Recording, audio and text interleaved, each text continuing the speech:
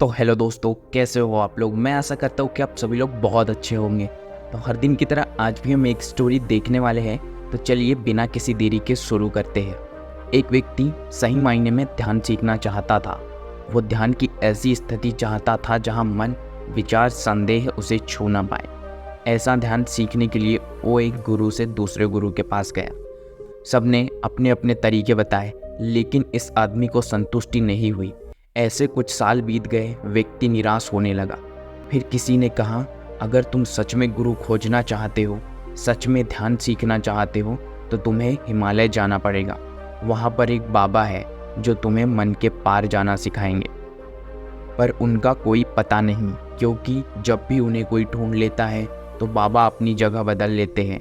वह स्थान छोड़कर हिमालय की गहराइयों में चले जाते हैं। इसीलिए हिमालय जाकर तुम्हें खुद ही तलाश करनी होगी। आदमी बूढ़ा हो रहा था, लेकिन उसने हिम्मत जुटाई। 2 साल तक यात्रा के लिए पैसे जोड़े। फिर कुछ दिनों की कठिन यात्रा करके वो हिमालय की तलहटी में पहुंचा। लोगों से पूछताछ की, तब वहाँ एक बुजुर्ग ने उनसे कहा, हमने बूढ़े आदमी के बारे में सुना है। वो बहुत प्राचीन है, कोई नहीं कह सकता कि उनकी उम्र क्या है, लेकिन बाबा हिमालय के पर्वतों में ही है। बुजुर्ग इंसान ने उस व्यक्ति से कहा। वह आदमी हिमालय के पर्वतों में यात्रा करने लगा। एक चोटी से दूसरी चोटी, एक गुफा से दूसरी गुफा ढूंढता रहा। केवल जंगली फल व पत्ते खाता, वही किसी गुफा में सो जाता। उसका वजन बहुत कम हो गया था। कभी कभी सोचता कि मैं नीचे उतर जाऊं। फिर मन से आवाज़ आती कि पता नहीं दोबारा यहाँ आ पाऊंगा या नहीं।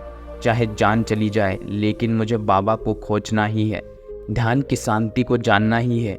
2 साल वह आदमी हिमालय में घूमता रहा। एक दिन इस आदमी को एक गुफा दिखी।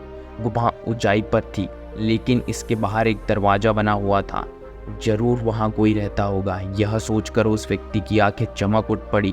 कठिनाइयों से वह उस गुफा तक पहुंचा। बहुत थक गया था। उस आदमी ने उत्सुकता से देखा, लेकिन गुफा में कोई नहीं था।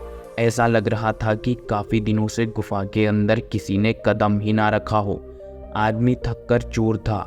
वही धूल भरे फर्श पर लेट गया। उसने बोला, मैं हार मानता हूँ। अचानक ही हिमालय की ठंडी गुफा में उसका हृदय आनंद से भरने लगा। उसने ऐसा आनंद कभी नहीं किया था। अचानक उसे महसूस हुआ कि वह अंदर से एक अनोखे प्रकाश से भर रहा है।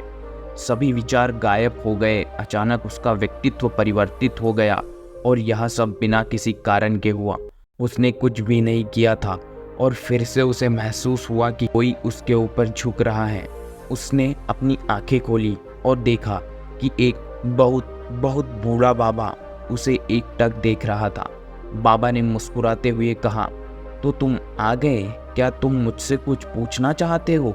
उस आदमी ने बड़ी मुश्किल से बोला, कुछ भी नहीं। बाबा ने हंसना शुरू किया, और आदमी भी खुद को नहीं रोक पाया।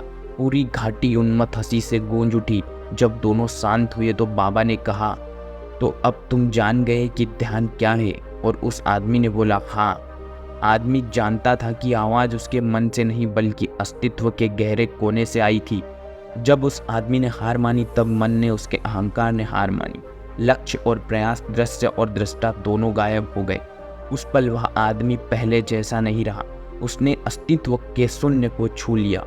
उसके अंदर सिर्फ विशाल आनंद से भरी खामोशी थी। वह सालों यात्रा के बाद जान गया था कि ध्यान क्या है। ओशो कहते हैं कि ध्यान मन की वह अवस्था है जिसमें किसी लक्ष्य की चाह नहीं होती। यह लक्ष्यहीनता, मन का शांत हो जाना ही असली ध्यान है। जब व्यक्ति अपने अहंकार को छोड़ देता है, अपने प्रयासों को छोड़ देता है, तो वह स्वयं के स्रोत में मुड़ जाता है। वही असली शांति और आनंद निवास करते हैं। ध्यान का लक्ष्य कुछ पाना नहीं, यह अपने होने के अस्तित्व की पूर्ण स्वीकृति है। इस स्वीकृति में कोई कमी नहीं है, कोई सुधार की जरूरत नहीं, कोई प्रयास की जगह नहीं। ओशो कहते हैं, जब ध्यान करें तब याद रखें कि लक्ष्य नहीं, सिर्फ मौजूदगी है।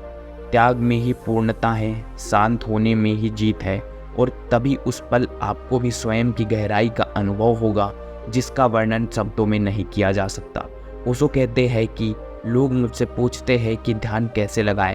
मैं उनसे कहता, आपको बस खाली रहना है, ध्यान तो अपने आप खिल जाता है। ध्यान करने के लिए बस खुद से पूछो, खुद को खाली कैसे रखे, बस इतना ही है। जब इंसान अंदर मुड़ने की कोशिश करता है, तो डर जाता है, क्योंकि अंदर तो उथल पुथल है और यह घमासान आपका ही मचाया हुआ है और इसे आपको बिना विचलित हुए पार करना है। इसीलिए ओशो कहते हैं, अंदर मुड़ने के लिए हिम्मत चाहिए। आपको बिना प्रयास के, बिना लक्ष्य के केवल मन को देखना है। लक्ष्य बनाओगे तो मन के प्रति रिएक्ट करने लगोगे। प्रयास करोगे तो किसी टेक्निक तक सीमित हो जाओगे। जैसे जैसे केवल आप देखते हो, वैसे वैसे मन खाली होने लगता है। आप सो नहीं रहे, केवल सचेत होते जा रहे हो।